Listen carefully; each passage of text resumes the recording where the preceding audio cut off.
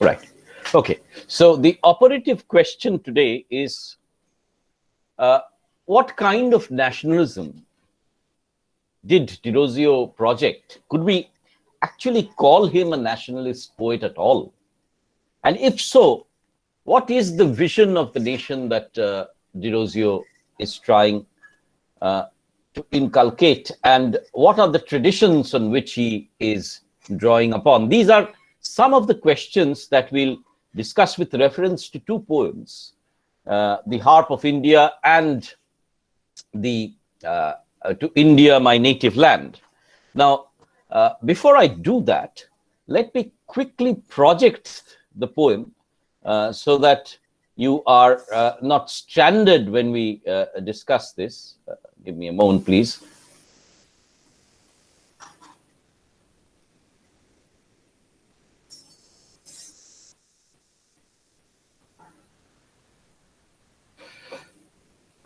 Now, what I'm trying to suggest is that Derozio's nationalism is a very different nationalism from what we have come to expect of the nation as an imagined community, and the projects, the projections of the nation that we'll have in subsequent years.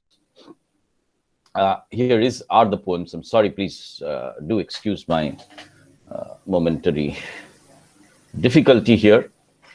Let me first begin with this question of the harp and the way in which Derozio seeks to project this idea about the Indian harp. This is my country. I'm sorry, this is the wrong projection, actually. The Harp of India, right.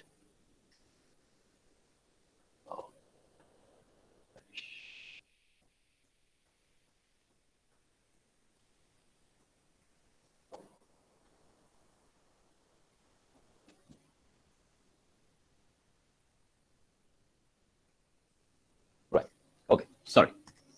Now, if you look at this entire poem and the preface that Derozio provides to it, he says the publication of a work of this nature in India is not a frequent occurrence. And the author trusts that a simple reference to the facts which he has laid before the public will prove a sufficient plea for the imperfections of his little work. So he is aware that as an East Indian, poems about India as a native land or India as the place of residence is not something that is frequently written about. And that the Harp of India is, in a certain way, a poem of a different kind. Now, to go back to this idea of India as a nation, we need to also go back to 1784, which is fundamentally the establishment of the Asiatic Society in Bengal.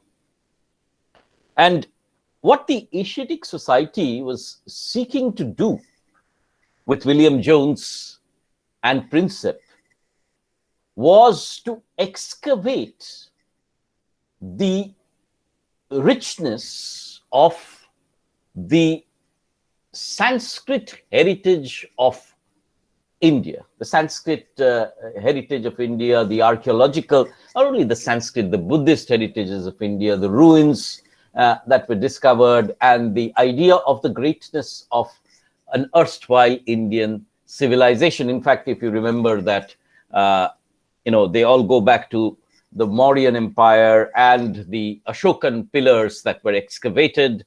And for the first time, the Brahmi script was read by the members of the Asiatic Society, was deciphered. So it was an exciting time in the sense that there was the sense of the existence of a greater Indian civilization, an empire that spanned across the subcontinent, and therefore that has fallen into ruins, with uh, the advent of time. So this was one context within which Derozio was operating. This is one context of an erstwhile concept of an India that existed and existed in its gorgeous glory. This is point number one. Point number two was, of course, the idea of the American Revolution that had fired up the imagination approximately around the same time, the 1770s to the 1790s, when Tom Paine's Rights of Man is published. And Tom Paine is a very important philosopher in this context because of his anti-monarchical interests and the concept of the equality of all citizens. Now, you saw in the last discussion that we had, Derozio's last virtual prose piece, which he writes for Drummond School, where he talks about the brotherhood between the Indians and the Scottish, and the equality of the Christians and the Hindu students at Drummond School, an idea which fired his imagination. Therefore, the concept that India belonged as much to the Indians as to the British. Now, please remember that we do not locate a great anti-imperialism within Derozio at all. It is rather, the concept that, India belongs to the entire community as such, and that Hindus, Muslims, and Christians are as much a part of it. And the sense, there is no sense as yet of the imperial almost rape of India, the entire and the complete destruction of the land. There are suggestions of ruin and fragmentation, but these concepts of ruin, fragmentation, mystery are more romantic than really discussing any larger context of a nationalist uprising or any nationalist sense of oppression against the British as such. What we detect rather in Derozio is a nationalism that identifies with the people for the first time, that this concept of India, which comprises of the heterogeneity of the population, one. Secondly, an India which was great as a civilization at one point of time. Now, when I go back to this civilization, or when we try to take a look at what civilization Derozio is trying to portray, he is trying to portray an almost Augustan India, which was rational, which had its great poetry with reference to poems like, say, Avigyan Shakuntalam, Meghdutam, which incidentally the Orientalists of the era were excavating and reading and popularizing. You'll remember that this is the great age of Kalidas's regeneration, as it were. And therefore, there's this suggestion of a civilization that was once culturally, architecturally, politically mammoth and significant, and which has consequently gone into decline. Now, this question of decline also is not as a result of just British imperialism, but a result of subsiding into a kind of self-inflicted dogma. And Derozio acknowledges that a degree of heterogeneity has entered into the Indian civilization, and it is with the identification of these new races that the harp of India can be regenerated. Now, when Derozio goes back to this image of the harp, which harp is he talking about? Because the harp is not, as you will understand, an instrument that is indigenous to India. Now, yesterday, of course, I heard Boyjanti ask this question, and at the root of that question was this difficulty or discomfort with the concept of Derozio really as Indian, because he is bringing in an entirely Western paradigm of poetry and idiom and imagery to the Indian context.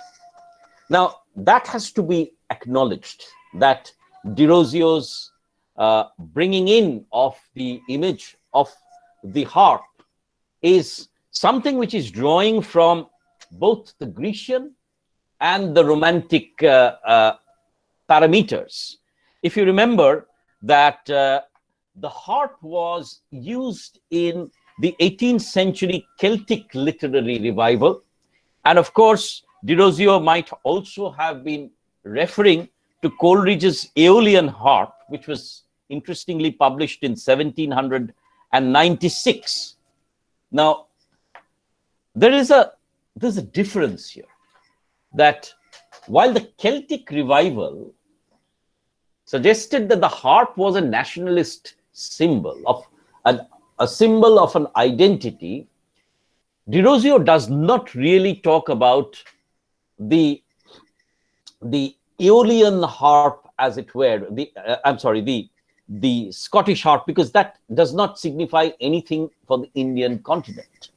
The Aeolian harp, on the other hand, is of course a symbol of a romantic revival, right? It is the instrument through which the wind will blow and create a distinctively poetic conduit through which there is the voice of the poet being heard and ushered all over the world.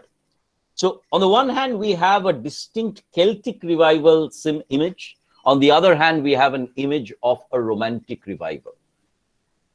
But Derozio is borrowing this Western metaphor and projecting it onto India. And therefore, what he's trying essentially to do is he's trying to sing for his people. Now, that is what makes this nationalist, in the sense that he's, for the first time, thinking of the people of India who are residing in this geographical area and who've shared this kind of a heritage.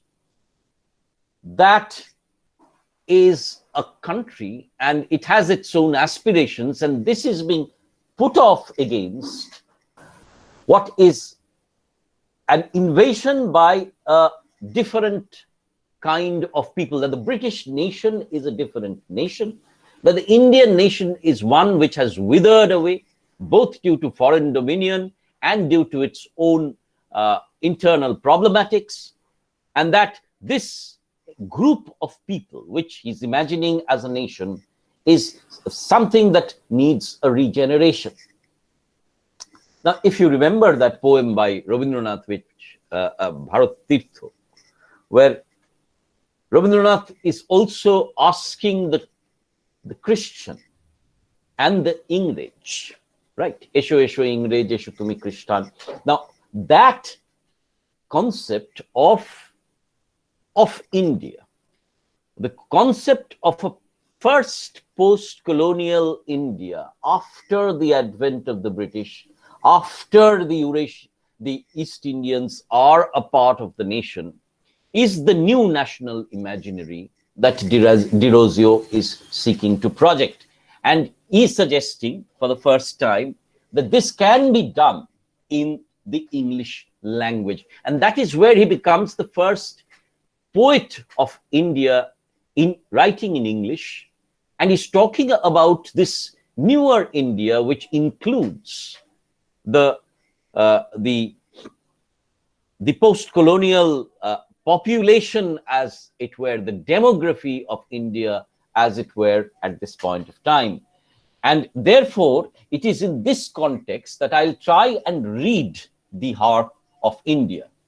And he says, "Why hangest thou lonely on yon withered bough?" I've just tried to sort of enlarge the text so that you can follow this. Of course, they are circulated, so you can read them on your phone later on. Why hangest thou?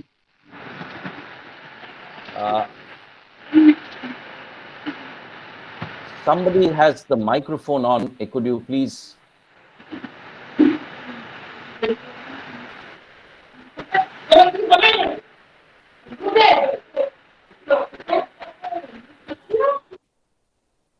Right.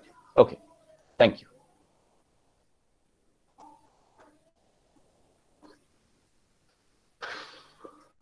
Right. Why hangest thou lonely on yon withered bough? So it's very interesting that the harp, which is the symbol, which is fundamentally an European Western instrument, is seen on the withered bough of India. Once again, one of the favorite images of Derozio will be the image of vegetation, flowers, trees. They litter, as it were, Derozio's poetic imaginary. Very traditionally, once again, as you can see, drawn from the romantic concept of nature. But it's this bough that he's talking about, this gigantic tree, where which is now withered in that sense, an ancient civilization that lies in ruins. Now, you will, of course, remember the image that he uses in Raj Mahal, where he sees the ruins of an erstwhile great palace, and he's using it recurrently over and over again. Now, once again, tying it up with the Orientalist paradigm of seeing the great Indian civilization as something which has withered away in political power, unstrung. Now, that is where you see the nation and the poet come into a dyad. Now, for Derozio, it is important to understand the role of the poet in regenerating this sense of nationalism, right? The poet becomes the conduit, the prophet, as it were, who can sing this entire nation into a being. Therefore, the harp is unstrung; its strings are loosened. Forever must thou there remain. So that's the question: will you remain in this way? Thy music once was sweet. So very clearly, there in this Derozio is this demarcation of time, of a glorious distant past, not just an immediate past, but a glorious distant past, and a dismal present, a ruined present. And this ruin has the suggestion of being oppressed by the British monarchy, on the one hand, though the suggestions are very few and far between, and of course, oppressed because of its own internal confusion and dogma, right? Thy music once was sweet. Who hears it now? Now, it's interesting also that there's this image of excavation, which is associated with the image of the music and the tree. So there are three images which are operating here. One, of course, is the image of the harp and music.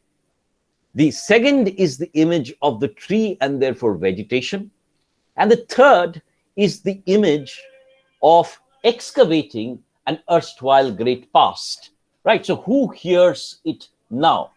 Now, you will, of course, remember that part of the project of the British Orientalists, and you need to take a look at the work which was done by the great Orientalists here, the excavation of the Ajanta caves, the excavation of the Nalanda ruins, the excavation of Sarnath and the great Buddhist structures, including the Sanchi Stupa, the popularization of Kalidas's Meghdootam and the Sanskrit works. So Derozio is, of course, falling back upon that and talking about the Western Orientalist project of looking at a greater past Indian civilization. So who hears it now? And it is the role of the poet, as he suggests, also to excavate this greatness and convey it to the population at large so that it is re-energized. Why doth, and of course, you will understand that this ties up with the idea of the romantics, in the sense that the romantic poet is the one who will breathe in the new voice and circulate it to the population at large. Why doth the breeze sigh over thee in vain? Silence hath bound thee with her fatal chain. Now, the chain that Derozio, of course, is talking about has allusions to imperial rule of the power of the British state over the citizen. But in this operative word, it is also identified with silence that the vast majority is forced due to Brahminical and oppression by the upper caste Hindus, as it were. And also the silence has the suggestions of a silence of the lack of education. So it's a pregnant silence that Derozio is talking about. Neglected, mute, and desolate the art thou. Now, Derozio, as one of the more articulate and conscious British, let us say, East Indians of the period, would have very well understood the kind of loot and oppression that the British had sort of unleashed. It's interesting that he worked at an indigo factory, which was one of the most oppressive regimes of the period, although I am yet to come across any writings that Derozio had about the indigo oppression. Of course, the indigo revolt was to come a little later on, and Dinabandhu Mitra would be writing about it in a few decades' time. So, but he would have been aware of the kind of oppression that India had faced by the British rule, the desecration of the riches. At the same time, there are these two projects going on simultaneously. One, which is the economic drainage of India and the lack of political power that the Indians had. Derozio was, of course, at this point of time arguing, and the Derozians had argued about the inclusion of Indians within the civil services. Right. So the denial of the political and economic rights to Indians would have been part of this silence. At the same time, he would have been aware of the Orientalist project, which was trying to construct an India which had a glorious past. So he's borrowing from both these, what I'll call English projects going on at this point of time. One led by William Jones, and the other which would obviously be led by the East India Company, the Raj rather.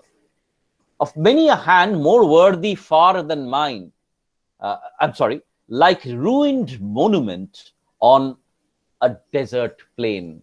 Once again, this is the operative romantic imagery of the Orient, especially in the poems of Byron, for example, or in the other romantic poems on the past of India. And therefore, this concept of the ruin, which Derozio had talked about also in Raj Mahal, of a past which was glorious, is something that is coming across. And if you look at it very carefully, there's this image also of the desert, which we do not associate with the Indian subcontinent in a very big way, of course, and Derozio would not, because he was fundamentally operating from Bengal, where desert is almost an alien concept.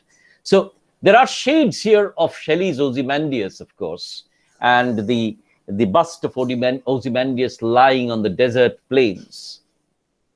But there is there's the suggestion of a cyclical regeneration of India from its ruins to the possibility of regeneration. And who is the architect of this possibility?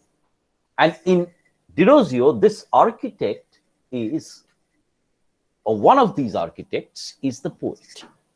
Now, this is where you will have to understand what Derozio was seeking uh, in terms of the intelligentsia of the period.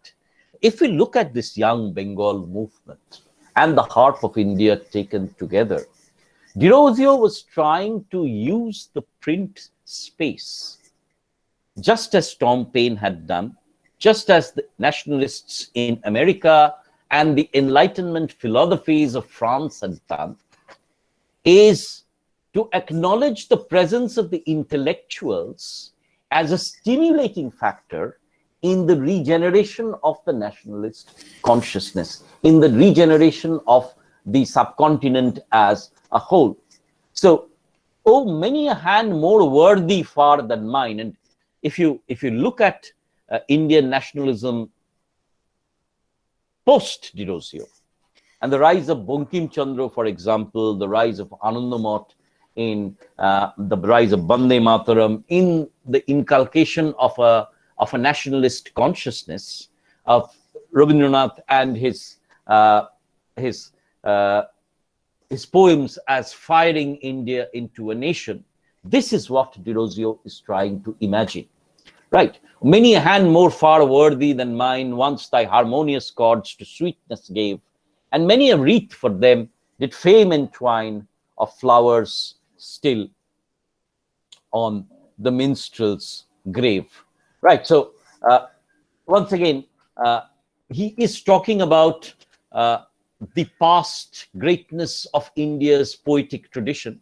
I think here he would have probably had Kalidas at the back of his mind, although the operative romantic poets would also be there in a certain way. And many a wreath for them did fame entwine of flowers still blooming on the minstrel's grave. Now, this is interesting in the sense that he is acknowledging also that the nation which will once be regenerated will in turn provide recognition to the poet who had sung for it. Right. So it's a kind of a mutual give and take, that the poet sings for the nation and the nation remembers the poet. So in a certain way, the private and the public sort of come together in this poem, the national and the individual, the poet and the collective are all entwined in this narrative, the present and the past. But very importantly, if you take a look at that language and register, of course, this being a sonnet, and Derozio is using the sonnet as a form. If you remember Michael Madhusudan and his inculcation of the sonnet into the Bangla literature, you will find that this short lyric emerged as a kind of form that the East tried to appropriate on its own terms, with its rhythmic, metrical structure. And now Derozio also, apart from these long poems that he wrote, the Fakir of Jangira, for example, Derozio also sought to sort of incorporate this short lyrical form within the ambit of Indian poetry in English, as it were. So the question that was asked yesterday, yes, the language, the register, the imagery used is predominantly Western, but this consciousness of this nation which would also include the English, and this is, I think, the most important nationalist derivative that we can take from Derozio, is that the English language, Derozio acknowledges, is now an integral part of the Indian consciousness, and it is also through it that a nationalist consciousness can be conveyed. Now, many of you will immediately bristle at this thought. You will think about Michael Madhusudan Datta and his poem where he suggests that, Indian nationalism will never be able to be, or the Indian poet will never be able to express himself other than in his own indigenous language. And you will see Michael is one of those poets who consciously shuns the English language to return to the Bangla language and express his nationalist ideas. Now, Derozio is in a different trajectory. He's acknowledging that a nationalist consciousness can be conveyed using the Western tropes, using the Western idioms, forms of literature, and accepting them as part of an Indian consciousness, as accepting English and the East Indian as part of India. Now, this is, of course, carried over into the next poem that we will discuss, and this is preface to the collection where you have the Fakir of Jangira. In fact, this is what I would have asked you to take a look at. These are Rosinka's notes, and you see, it's the poem did not have a title at all. You know, To India, My Native Land, which many of you, if you've done your ICSEs, we did this in class 9, and it was given to us as a kind of dose, liberal dose of nationalism. But that poem, the title is actually given by Pitt, by Bitt, I'm sorry, when he first compiled the 1923 selection of his poems, right? And the 1871 edition does not add a title to it, right? But if you take a look at the text, you will find that the same kind and quality of images come back and forth in this text. My country, and you see, the power of that poem lies in this entire exhortation and this entire concept of my country, right? So you have an Eurasian poet who has a distinct British Portuguese lineage within him, who has accepted India as his place of residence, its citizenship, and who is conscious that he's different from the European who is an alien, calling his country my country. Now, that in itself is a new formation of a nation that we are looking at. And that is the nation which Rabindranath will be talking about, a nation where people amalgamate my country. In thy days of glory past, once again, is getting back to the kind of a binary of the glorious past and the ruined present, as it were.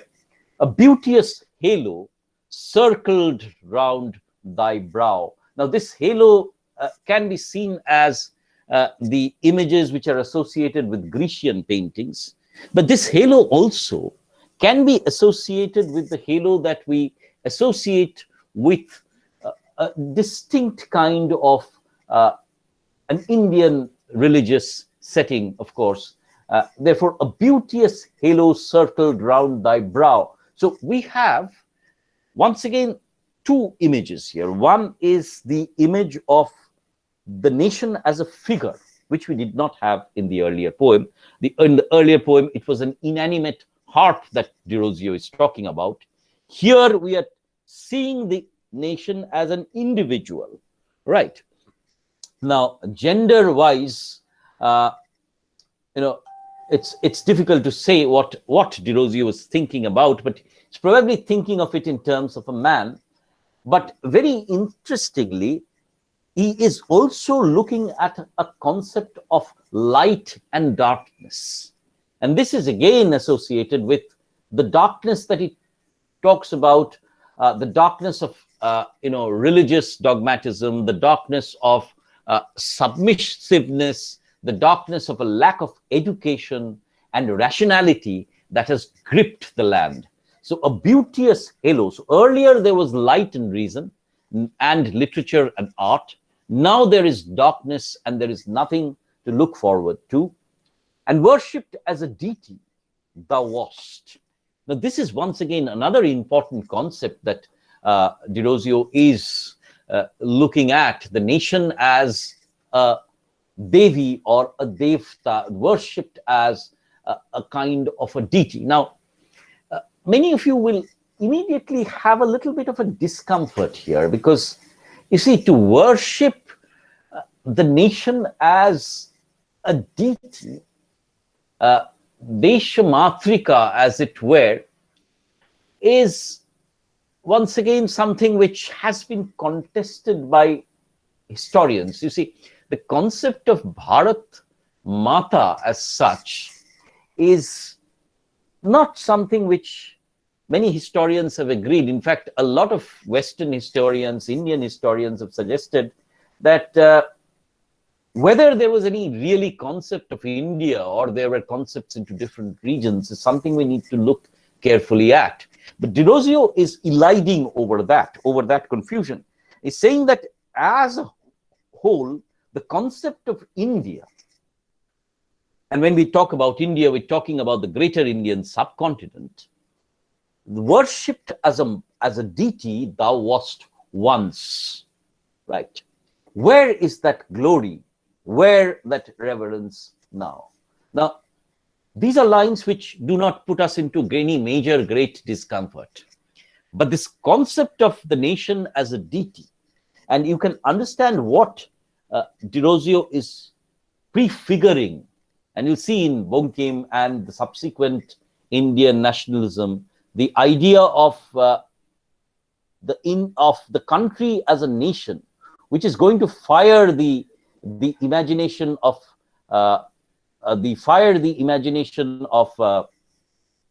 sorry, just give me a moment. Fire the imagination of the Indian nationalists to a great extent is being prefigured by Derozio. So one concept of India where everyone is included, where every settler is included, as it were. And two, the nation as a deity, which was once worshipped, but has fallen into neglect.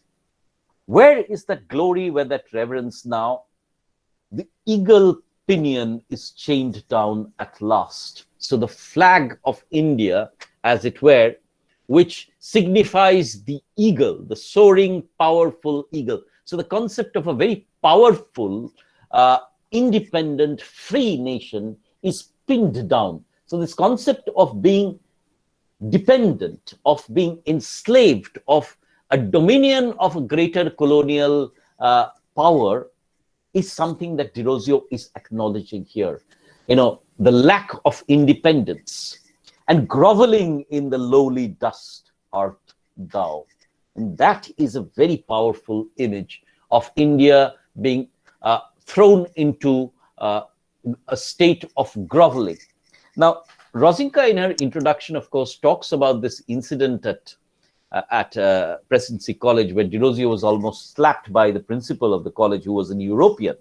And that could have been possible only because Derozio was East Indian. He was not accepted within the British community. And it is interesting that Derozio's entire Young Bengal movement talked about this concept of anti-monarchical and independent idea of the independence of India. In fact, Rosinka talks about the Young Bengal movement being fired by the Young Italy movement, which had its roots once again in the concept of independence. So in Derozio's thought, this idea of being enslaved by another nation and the idea of independence was probably a latent presence, although he does not make it, a very powerful presence at this point of time. He might have talked about this to his students, he might have indicated about it, but there was no direct militant nationalism that would come in probably 50 odd years later on.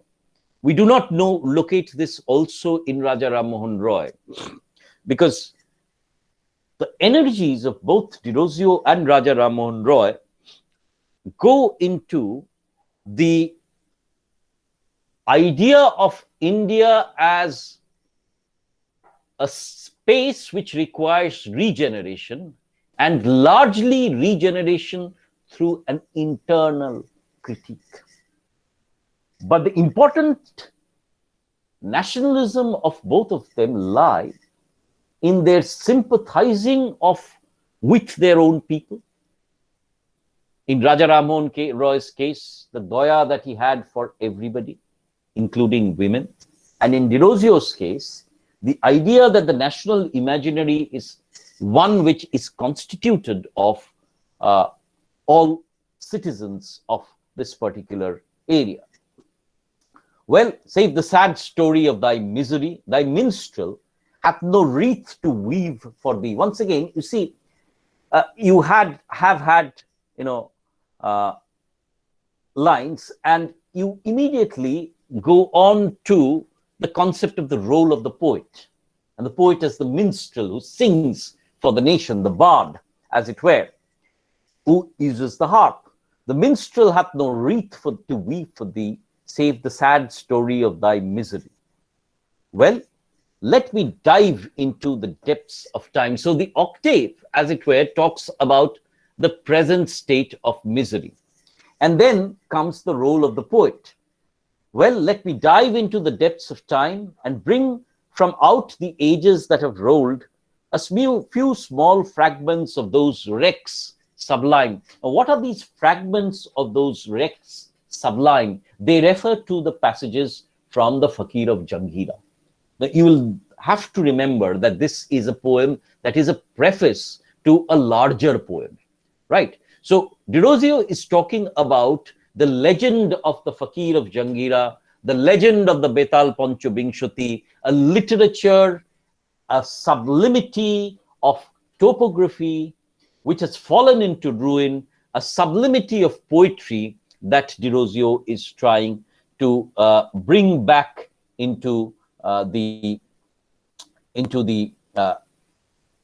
present. So this poem is not only a kind of a requiem for a nation that has been lost, it is also a kind of a preface for a poem that will announce the greatness of that erstwhile literature. Now, you have to understand this. This is a little complicated. When Derozio will be talking about the Fakir of Janghira, we will see that he will be talking about Surya, the god. He will be talking about the Brahma that lies within all things, and he will preface this with notes. He will actually give us notes about the theology that he's using. He will be talking about the erstwhile Sanskrit literature, the Betal Pancho Bingshoti, and the Bhattri Shinghashon, the legend of the Shashan will be part of it. He will be using the incantations of the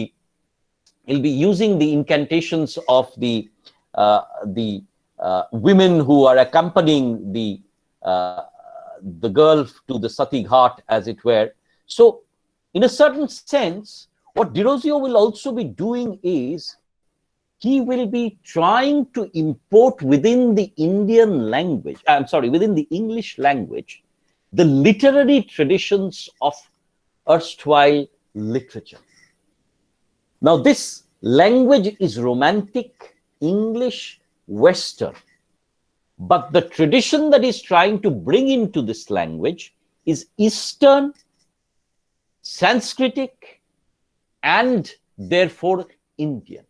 So for the first time, we actually do have a poet who's using an Orientalist approach, Western paradigms, literary forms, but trying to bring within it or work within it a certain Indian content, not only content, a certain Indian tradition of narrative poetry, right? So that is where this poem becomes important, the Fakir of Janghira, which was his greatest attempt at trying to create a cultural bridge between what is a legend, a tradition of a past narrative of greatness, into a language which was alien to this country, but which he thought would also be one of the viable ways of expressing the aspirations and the poetry of a people that were newly inculcated into nationhood. Let us think about it. Derozio's concept of the nation is probably different from any earlier concept of the nation because it has accepted the presence of English as a language of expression and communication, and a certain population of East Indians as part of the national demography. I think therein lies the importance of Derozio's nationalism as a phenomenon and Derozio's claim as a nationalist poet. Now, many of you will immediately, or the criticism that you will read subsequently, considers Derozio's nationalist fervor, his concept of identification with the nation as his legacy of nationalism. I disagree. I would suggest that Derozio's nationalism is predicated also upon the presence of new communities within the nation and English as a viable mode of communication for the nationalist search. Now, this entire debate about nation and nationalism, language and nationalism, will occur once again within the Congress movement, especially when, you will have Rabindranath conducting the nationalist Congress session in Bangla, and you will be pleading for the inclusion of the regional languages, of the local languages as the medium of the nationalist movement. And you will, of course, have the nationalist poets.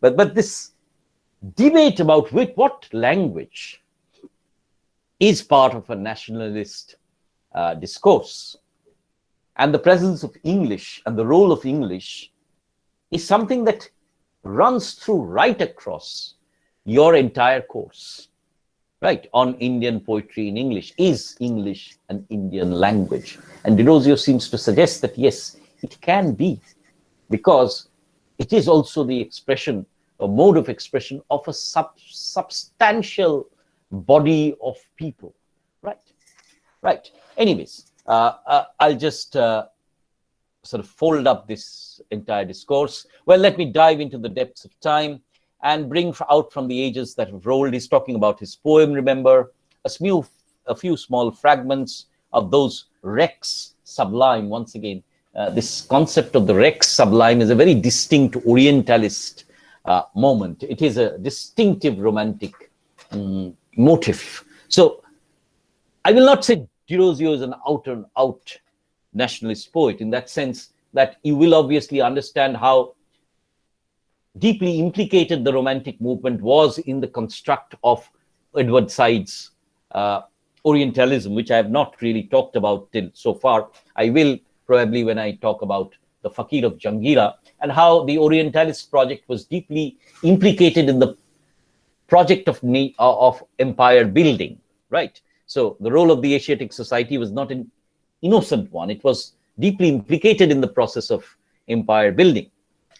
But what I would like you to note is how Derozio is taking off a different strain and arguing that he will use this derivative discourse, as it were, in the process of building his own concept of nation, and he will use his own poetic idiom in this process, right? Which human eye may never more behold, and let the guardian of my labor be, my fallen country, one kind wish for thee. You see, it started with that line, my country. It talks about my fallen country, one kind wish for thee. Now, that preposition, of course, has been a source of a little bit of a debate. It was initially printed as for thee, one kind wish for thee. If it is for thee, then it is the expression of a wish by the way poet for the country. If subsequently, as it has been amended, if it becomes from thee, then it becomes the country for the poet, right? But anyways, what I would like you to notice is the close connection of the poet with the country, right? His complete identification as an Indian poet.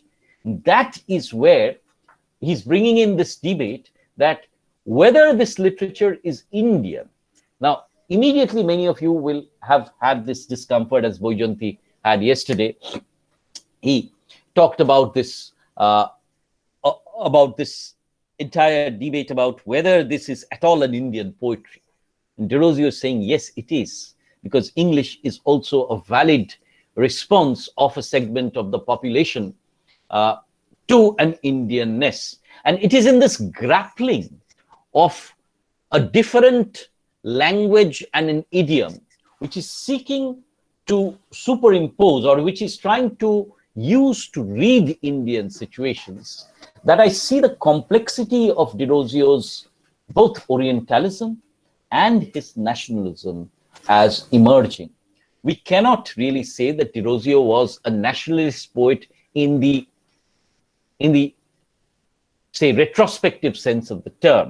You know, Derozio nationalism would have been very substantially different from Monkim's or the militant nationalism of the later nationalist era. But his nationalism lies in his identification with his country, his thesis that, you know, the country was once glorious and has now fallen into ruins, the attempt of the poet to regenerate the glorious past of the country, and very importantly, his identification of the language, of the English language, as a vehicle for conveying his identification with his countrymen and his articulation of the space and imaginary of a nation. I think with that, I will bring whatever I had to say to a close, and I will stop sharing, and I will also stop recording at this point of time.